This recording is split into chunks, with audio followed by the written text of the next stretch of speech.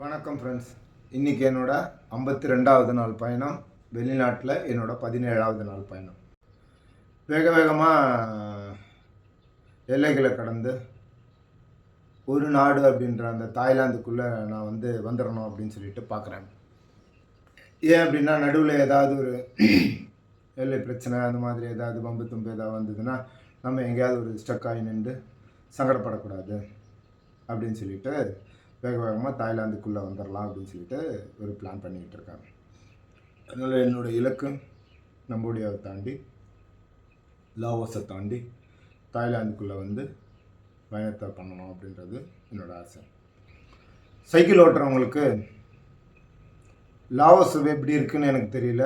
Thailand cycle ஓட்டுறதுக்கு ரொம்ப அருமையான ஒரு நாடு. கம்போடியாவும் இந்த ஏற்ற இறக்கங்கள் நிறைஞ்ச இந்த சாலையில் பயணம் பண்ணுறது சிரமம் இல்லாமல் அழகாக நம்மளால் நிறைய தூரத்தை பயணப்படுற ஒரு சூழ்நிலை இந்த ஊரில் இருக்குது. உலகத்திலேயே 2வது மிகப்பெரிய முந்திரி உற்பத்தியாளர்களாம். ஃப்ரெண்ட்ஸ் வணக்கம். நான் இப்போது கம்போடியாவோட பார்டருக்கு வந்துட்டேன். லாவோஸ்க்கு போனோம். இதுதான் கம்போடியாவோட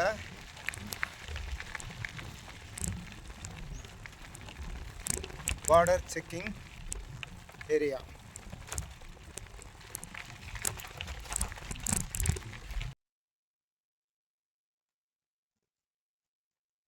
கம்போடியா கிளியரன்ஸ் முடிஞ்சிருச்சு. இப்போ வெளியில் போகிறோம். Hello,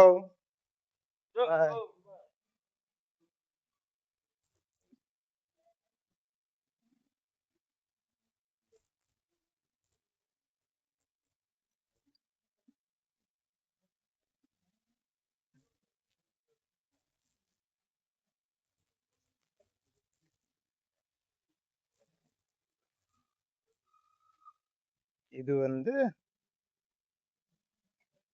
Cambodia. இப்போ நம்ம லாவோஸ்குள்ள போறோம். இது இன்டர்நேஷனல் பார்டர். இன்னும் வரல. இந்த கேட்டை தாண்டினோடனே இது பொதுவான இடம். இப்போ எதிரில் தெரியறது லாவோஸ். அந்த பில்டிங் அங்கே போயிட்டு $40 கட்டணும்னு நினைக்கிறேன்.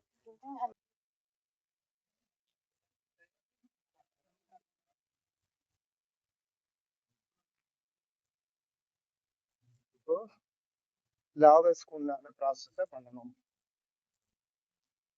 அப்புறமா பண்ணிட்டு பார்க்கலாம்.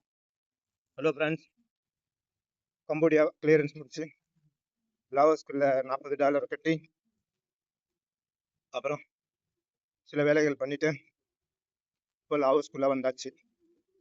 இங்கேருந்து நாம ஃபால்ஸ்க்கு போகிறோம். குளிக்கலாம் முடியாதுன்னு நினைக்கிறேன்.